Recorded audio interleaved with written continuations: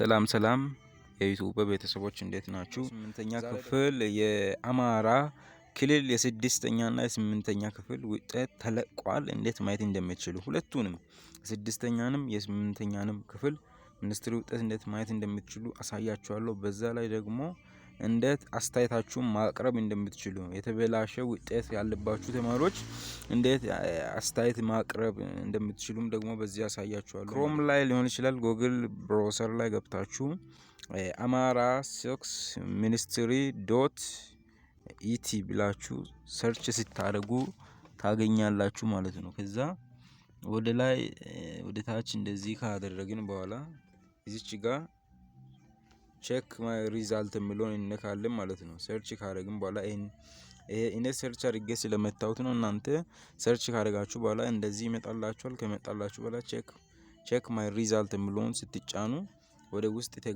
ያስገባችኋል። ትመታላችሁ እዚች ጋር ያመጣችኋል ማለት ነው። ከዛ እዚች ጋር የአይዲ ነምበራችሁን እዚህ ታስገባላችሁ። ከዛ ነምበራችሁን ደግሞ አድሚሽን ነምበራችሁን እዚች ጋርና ሲማችሁን እዚች ጋር ማለት ነው። ስለዚህ እዚች ጋር ሲማችሁ ነው ኔም ይላል። እዚች ጋር ደግሞ ቁጥራችሁን የአይዲ ነምበራችሁን ካስገባችሁ በኋላ ይሄኛውን ትነካላችሁ። ቼክ ማይ ሪዛልት የሚለውን ትጫናላችሁ ማለት ነው። ከዛ በኋላ ያሳያችኋል ማለት ነው። ውጤቱን ይነግራችኋል። ቶሎ ማየት ትችላላችሁ። ከዛ አስተያየት ደግሞ ማቅረብ ከፈለጋችሁ ይሄኛውን